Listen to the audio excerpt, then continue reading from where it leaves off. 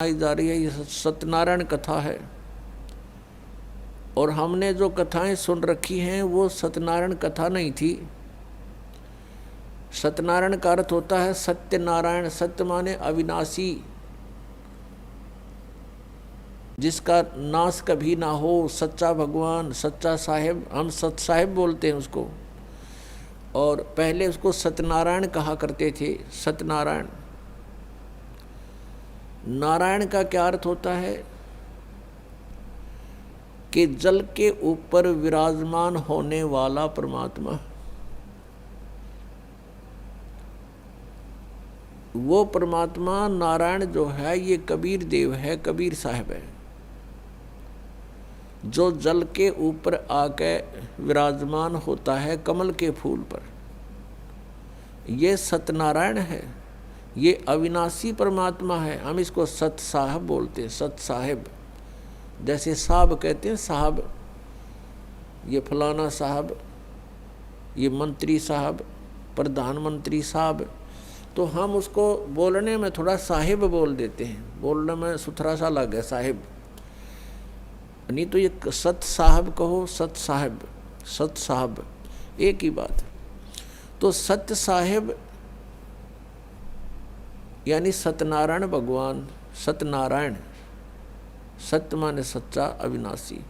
तो हम जिनको सत्यनारायण मानकर उनकी कथा सुनते और सुनाते थे, वो सत्यनारायण नहीं थे, वे अविनाशी नहीं थे। जैसे विष्णु जी, श्री विष्णु जी, श्री ब्रह्मा जी, श्री शिव जी, ये नासवान थे। तो हमने अभी तक न तो सत्यनारायण का ज्ञान था और न ही सतलोक का। गीता जी अध्याय नंबर 18 के श्लोक नंबर 62 में कहा कि अर्जुन तू सर्वभाव से उस परमेश्वर की शरण में जा, उसकी कृपा से ही तू परम शांति को और सनातन परम धाम को प्राप्त होगा। उसी परमेश्वर की कृपा से सनातन परम धाम और परम शांति। जब तक जन्म मृत्यु है जीव को शांति नहीं हो सकती, क्योंकि इस पृथ्वी पर आप किसी भी जीव को देख लो, किसी को भी चैन नहीं है। हम राजा लोगों को ये समझते थे ये बड़े सुखी हैं, इन जैसा दुखी धरती पर इंसान नहीं। ये सत्कर मान लेना। अब इनके बस की बात नहीं, ये राज ना करें, क्योंकि इनके भाग में लिख रखा है, इसकी इनकी किस्मत है, पिछले पुण्य है। उन पुण्यों के प्रतिफल में उनको ये समस्या मिली हुई है। देखो, एक छोटे से परिवार का एक मुखिया होता है जिसमें 5-7 सदस्य होते हैं। उनकी व्यवस्था में वो कितना दुखी रहता है। किसी कोई बीमार हो गया, किसी के कपड़े लेने हैं, किसी की फीस भरनी है, फिर विवाह के योग्य हो गए, विवाह ना हुआ तो चिंता होगी, तो फिर आगे मनमाने और समस्या, पुत्र ना हुए उनका तो समस्या। तो कहने का भाव ये है, वो एक ही छोटे से परिवार के पोषण में रात को भी सपने में भी दुखी रहता है।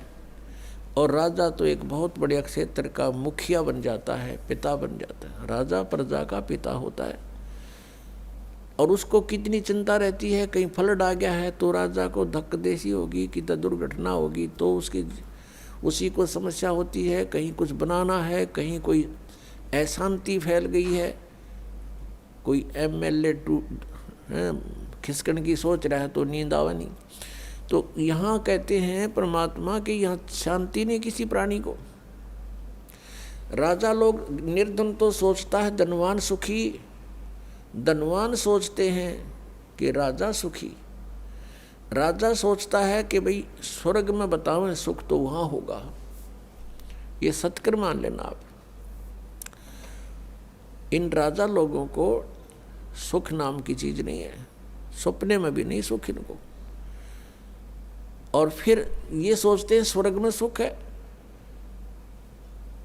जिन बकवादों को हम सुख मानते हैं वो सुख नहीं है।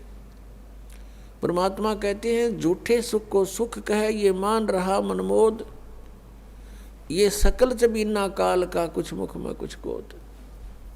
बेटा जाया खुशी हुई बहुत बजाए थाल, ये तो आना जाना लगा हुआ है जो कीड़ी का नाल।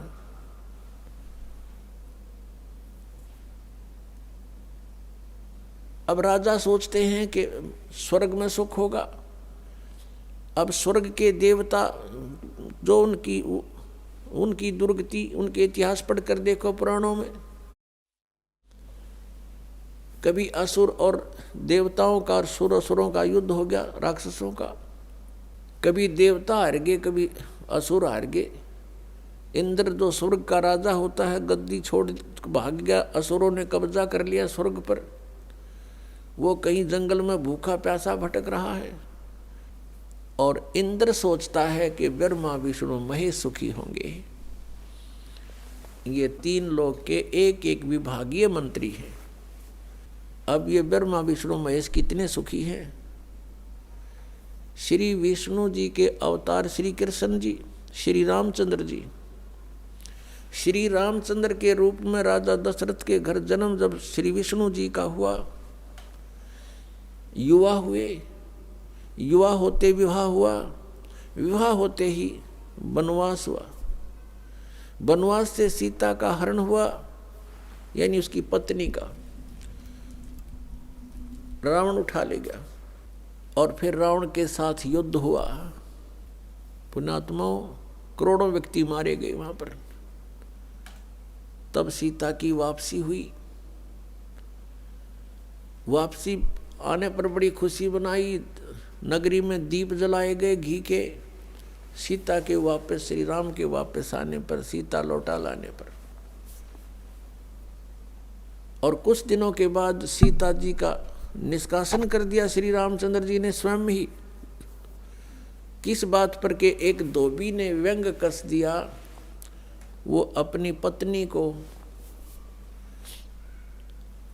पत्नी को धमका रहा था रात्रि के समय। वो किसी उस आपस में कहा सुनी होने से उस धोबी की पत्नी घर से बाहर चली गई थी कहीं अपने रिश्तेदारी में। फिर वो वापस लेकर आया तो उसको धमका रहा था कि मैं तुझे घर नहीं रखूंगा, तू 3 दिन कहाँ रही। मैं दशरथ के पुत्र जैसा नहीं हूं जो वहां पर 12 वर्ष तक रावण के पास रही, उसको फिर घर ले आया। उधर से श्री रामचंद्र जी राजा थे अयोध्या के। पहले राजा लोग अपनी प्रजा के दुख सुखों को स्वयं ही जाना करते थे। रात्रि के अंदर वेश बदल कर घूमा करते थे। ये बात जब देखा कि किस घर में की आवाज आ रही है, वहां खड़ा होकर सुना, तब उसने सुनने को मिला कि मैं उस राजा दशरथ के पुत्र रामचंद्र जैसा नहीं हूं जो रावण के पास उसकी पत्नी रही और उसको घर में रखे हुए है। तो सुबह निकल जाना यहाँ से। इस बात को सुनकर ही श्री रामचंद्र जी ने सीता जी को निष्कासित कर दिया, निकाल दिया घर से कि नगरी के लोग मेरे ऊपर व्यंग कस रहे हैं और मैं ये बात नहीं सुन सकता। पुण्यात्माओं, जब सीता जी को रामचंद्र जी लाने लगे, रावण का वध करके लंका का राज्य विभीषण को देकर, तब श्री रामचंद्र जी ने कहा था कि मैं तेरी परीक्षा लूंगा और यदि परीक्षा में सफल होगी तो मैं ले चलूंगा, नहीं तो नहीं ले चलूंगा। मैं तुझे अग्नि में जलाऊंगा, यदि तू अग्नि में जल गई तो समझूं तेरी कि तू कलंकित थी, तू रावण को समर्पित हो चुकी थी, और यदि अग्नि में तू नहीं जली तो मैं निष्कलंक जानूंगा, तब तुझे ले चलूंगा। ऐसा ही किया गया। सीता को अग्नि में बैठा दिया और हजारों की संख्या में दर्शक थे। सीता जी नहीं जली और सब ने कहा कि भगवान निष्कलंक है, माई निष्कलंक है, और इतनी कठोर परीक्षा लेकर के वापस अपने घर लाया था, और फिर एक व्यक्ति के कहने से श्री रामचंद्र जी ने उसको निकाल दिया, अपनी पत्नी को। तो कहाँ गई वो उसका अपना जजमेंट? तो ऐसे ये राजा के योग्य भी नहीं थे ये लोग, और हम इनको भगवान मान रहे थे। एक गर्भवती औरत को अपनी को घर से बाहर निकाल देता है, कहीं मरो कहीं जाओ, कोई बात थी? या फिर परीक्षा लेने की क्या जरूरत थी? और क्यों इतनी दुनिया मरवाई, फिर छोड़ देता रहे, रावण के पास ही रहती हो। पुण्यात्माओं, यहाँ का राजा काल भगवान है, और ये नहीं चाहता कि यहाँ के प्राणियों को परमात्मा का पता लग जाए, जिस कारण से इसने इनको भगवान सिद्ध करवा रखा था अपने नकली दूतों के माध्यम से। और फिर क्या होता है लास्ट में, श्री रामचंद्र जी ने अश्वमेघ यज्ञ घोड़ा छोड़ दिया कि पूरी पृथ्वी पर शासन प्राप्त करने के लिए कि इस घोड़े को जो पकड़ेगा वो युद्ध करे मेरे साथ। वो घोड़ा उन्हीं के पुत्रों ने, जो सीता जी ने बाहर जाके जन्म दिया था ऋषि वाल्मीकि की कुटिया में, एक पुत्र गर्भ में था, दूसरा फिर वाल्मीकि जी की मिसअंडरस्टैंडिंग के कारण एक घास से, यानी कुसा से, या घास होती है डाब, इससे एक लड़का बनाया था। ये अलग कहानी है, फिर बताएंगे। तो लव और कुश नाम से प्रसिद्ध हुए। लव तो सीता के गर्भ से जन्म हुआ था, और कुश को वाल्मीकि जी ने अपनी भक्ति शक्ति से उसको बनाया था। लव और कुश युवा थे, उन्होंने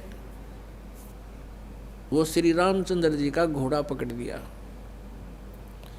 फिर उनका पिता पुत्रों का युद्ध हुआ, तो दोनों ने छक्के छुड़ा दिए राम के, और सीता जी फिर भी उनके हाथ नहीं आई, और वो पृथ्वी के अंदर समा गई। और श्री रामचंद्र जी ने आकर के सरयू नदी के अंदर, अयोध्या के साथ से बह रही एक सरयू दरिया, उसमें जल समाधि ले ली इसी दुख में। अब श्री कृष्ण जी का इतिहास देख लो। श्री विष्णु जी अवतार श्री कृष्ण जी, श्री राम वाली, श्री रामचंद्र जी के जीवन वाला भोग भोग के वो प्राणी श्री कृष्ण रूप में फिर जन्म हुआ। सारा जीवन दुखी रहा श्री कृष्ण, सारा जीवन जेल में जन्म हुआ, माता पिता कैद में, कभी मामा शत्रु हो गया, कभी पूतना मारने जा रही है, कभी केसी, कभी चाणोर शत्रु हो गया, कभी जरासेंग लड़ने को आ रहा है, कभी शिशुपाल से युद्ध हो रहा है, कवासुनी हो रही है, और कभी फिर कल्यवन आ रहा है। इस दुख में श्री कृष्ण जी ने मथुरा का त्याग कर दिया, और ऐसे स्थान पर रहने लगे जहाँ कोई ना पहुँच सके। समझदार व्यक्ति यही सोचते हैं, राड से बाढ़ अच्छी होती है, झगड़े से बचाव अच्छा होता है। श्री कृष्ण जी उन सबको भी मार सकते थे, क्योंकि वो त्रिलोक के में एक विभागीय मंत्री है, एक विशेष शक्ति होती है प्राणी में, वो उनके अंदर शक्ति थी। लेकिन यही सोचा था कि किस किस ने मारूं, या तो सबकी बुद्धि भ्रष्ट। तो श्री कृष्ण जी ने द्वारका बनाई। समुद्र के बीच में एक टापू था, जिसका केवल एक गेट था, द्वारिका, एक द्वार की नगरी। और ये सोच करके वहाँ यदि इतनी दूर, पहले तो कोई आवेगा नहीं, ऐसे स्थान पर जा रहे हम, और वहाँ कोई आवेगा युद्ध करने, तो हम एक ही तरफ से उसका सामना कर सकते हैं, इसलिए एक गेट था उसका, और बाकी 3 समुद्र था 3 तरफ। तो वहाँ श्री कृष्ण जी चले गए, अपना अधिकतर सारा ही जीवन वहाँ व्यतीत किया। यहाँ तो ज़्यादा से ज़्यादा 18 साल के 20 वर्ष के तक यहाँ रहे थे द्वारका में, और बाकी फिर लगभग 200 वर्ष तक जिए थे श्री कृष्ण जी, और बाकी का समय द्वारका में व्यतीत किया था उन्होंने। तो अब ये जो लोग अनजान संत ऋषि, ये गुरु नकली हमें भ्रमित करते हैं कि द्वारका का उस गोवर्धन का की परिक्रमा करनी चाहिए और वृंदावन अवश्य जाना चाहिए, मथुरा में अवश्य जाना चाहिए, वहाँ हमारे भगवान ने लीला की है, उनके चरण कमल टिके हैं, वहाँ घूमा करते थे, स्नान किया करते थे। अरे श्री कृष्ण जी यहाँ तो 20 वर्ष रहे थे इस मथुरा में, बाकी 180 साल तो वहाँ रहे हैं द्वारका में, और वहाँ का नामो निशान मिट गया उस द्वारका को। इसलिए वहाँ खत्म की द्वारका, समुद्र में डूब गई श्री कृष्ण जी की मृत्यु के बाद, और यादों का विनाश हो गया था, आपस में लड़के मर गए थे, और जो बाकी शेष औरतें बची थी उनको अर्जुन ले आया था, सब खाली हो गई थी द्वारका। उसके बाद वो समुद्र ने डबो दी थी, अंदर चली गई। कारण यही था कि भगवान ने सोचा कि यहाँ आएंगे फिर ये धक्के खान द्वारका में इतनी दूर, इसलिए उसका नामो निशान मिटवा दिया था। अगर आज द्वारका होती तो ये नकली कहते द्वारका में भगवान रहे थे, वहाँ जाया करो, वहाँ बहुत पुण्य होता है। उस द्वारका में तो सत्यानाश होया था, सारे यादव कटका मर गए थे वहाँ पर। आज भी जाते हैं वहाँ बहुत से श्रद्धालु। तो कहने का भाव यह है कि जब तक आत्मज्ञान बिना नर भटके, इस तत्व ज्ञान बिना नर भटके, कदे मथुरा कदे काशी। फिर श्री कृष्ण जी का फिर कैसे अंत हुआ? श्री कृष्ण जी के सामने पूरा यादव कुल आपस में लड़का मर गया, पोते पड़पोते रिश्तेदार सब आपस में कटका मर गए। और वो सारा सांग देख कर, वो सारा अनर्थ देख कर जब श्री कृष्ण जी की मृत्यु हुई, एक परिवार के सामने एक आधे की मृत्यु हो जाती है, उसका कलेजा फट जाता है, रो रो के पागल हो जाता है इंसान। तो पुण्यात्माओं, आज तक हमें सत्यनारायण कथा नहीं मिली थी, और ये सत्य कथा है। सत्यनारायण का अर्थ है सच्चा भगवान, और सच्चे भगवान की सच्ची कहानी, सच्ची कथाएं।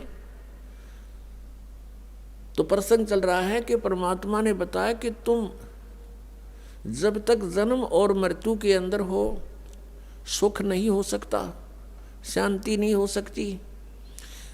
अब इंद्र सोचता है ब्रह्मा विष्णु महेश सुखी होंगे। अब इन ब्रह्मा विष्णु महेश की आप देख रहे हो, श्री राम की, श्री विष्णु जी की, श्री कृष्ण जी की कैसे दुर्गति हुई। श्री कृष्ण